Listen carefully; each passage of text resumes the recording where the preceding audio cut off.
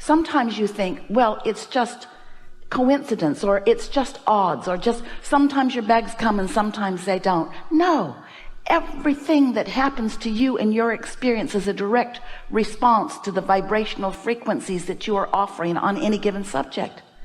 You just often don't realize that you're offering those frequencies until you get the results. So there are two ways to know what you're doing vibrationally, and what you're doing vibrationally really matters, because what you're doing vibrationally is what equals your point of attraction. So what you're doing vibrationally is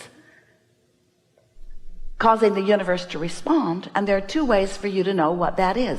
What am I doing vibrationally? One is, how do you feel? Esther had several very clear promptings of different action that she could take that she overrode with practicality. And looking back, she saw several things she could have done differently to make it better once it got tumbling in the wrong direction. So the first thing that you can do is pay attention to the way you feel, and do your best to find the best feeling thought or action, the path of least resistance thought or action. And the other way you can know what you're doing vibrationally is wait till it manifests. And when you're sitting at the gate all night, you know, yeah, that's right where my vibration was. That's right where it was. That's right where it was, in expectation of something unwanted. So we're eager to talk with you today about anything that matters to you, with the understanding underpinning, the premise being that you vibrate your own reality into being by your habits of thought. And so the question on the table is, do I have the ability to think other than what happened? Can I have had an experience with a person, with a situation, with a company? Can I have had an experience, and can I resist the temptation to regurgitate the unwanted aspects of that enough that I can get out ahead of that vibration and leave it in a new place? That really is what creating your own reality is all about. And so as we watch Esther, and you too, we see you doing a whole lot of things that really work for you. We can feel your optimism rising. We think that you are living wonderful lives, and we know that you can feel the improvement since you've decided to be more deliberate. But we want you to know there will forever be, all day, every day, opportunities for you to refine your vibration. And when you get good at it, you will feel like the master of the universe, where things are responding to you. There are so many things that are working for you behind the scenes that you don't even know are working for you behind the scenes, because they're working for you behind the scenes, because they are flowing on the energies of your positive expectation, or they are flowing behind the scenes on the energy of the beliefs that you hold that happen to be a vibrational match to the desires that you hold. But you don't have to take pot luck. You don't have to create by default. You don't have to sit by the gate all night waiting for a bag that isn't going to come until the next day. You don't have to do any of those things.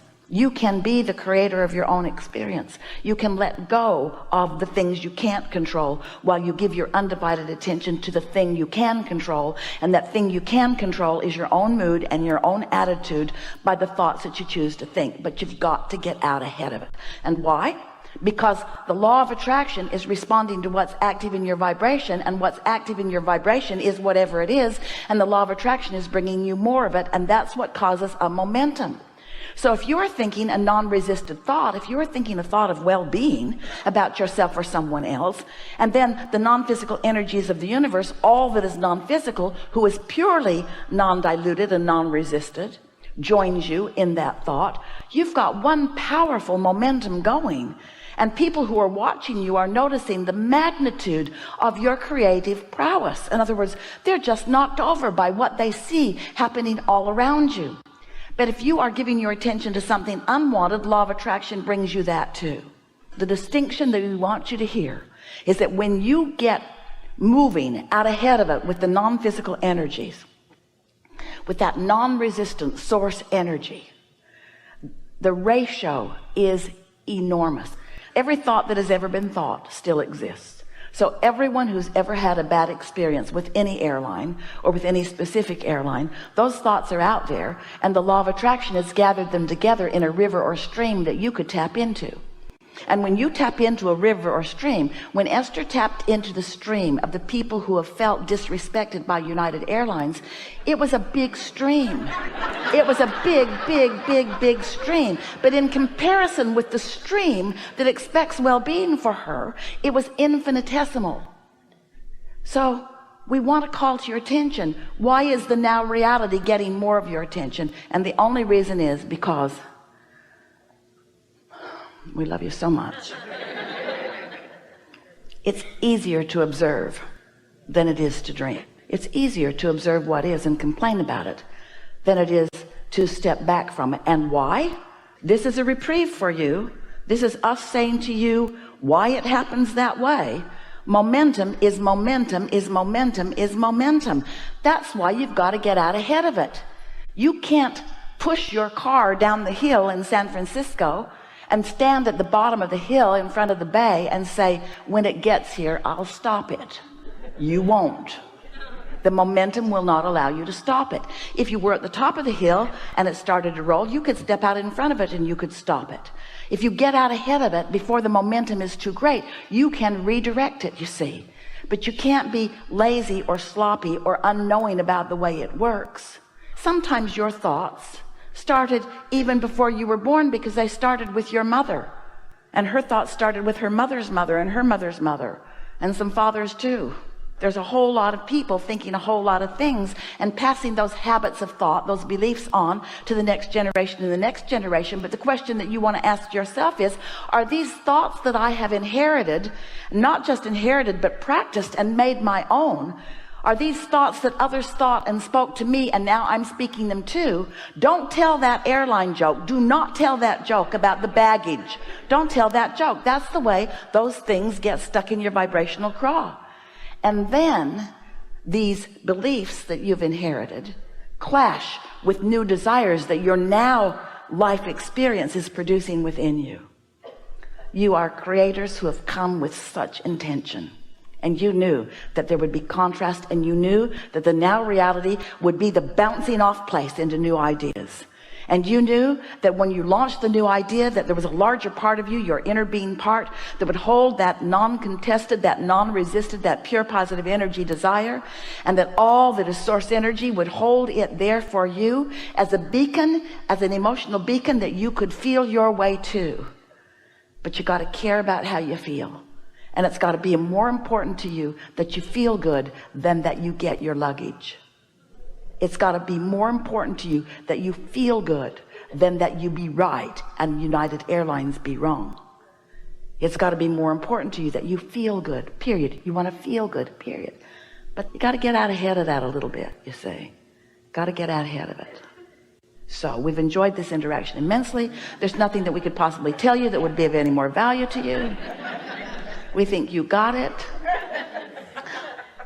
Esther gets two kinds of letters or emails or phone messages. One says, thank you for all the stupid things you do. Because, well, they're not usually that harsh, but often. Because in your reaching for guidance, we all benefit. That's one letter she gets. And the other letter she gets is, if you can't figure it out, what chance do we have? She's figured it out. So here's a question that we have for you. You're going to like this. Do you think that Esther should just bite the bullet and fly United Airlines? Not a good idea, is it? Not now, because it's not the path of least resistance, is it?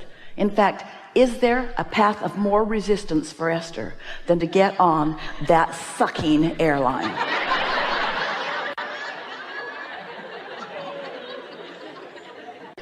We're not asking if it's right or wrong.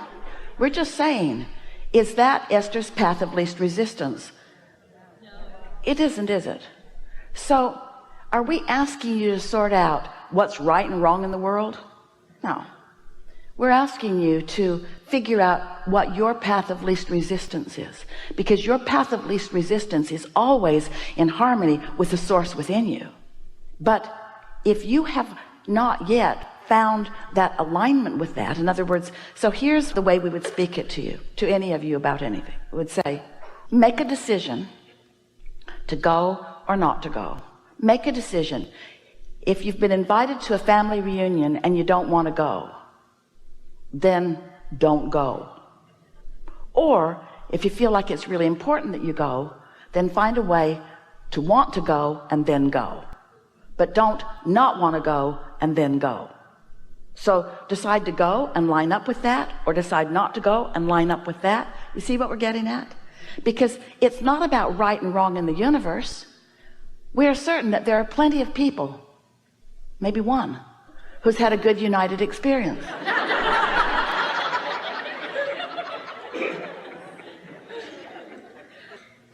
Some time ago we told a similar story as this one about Delta Airlines, and the first person who came up was a Delta employee. So if you work for United Airlines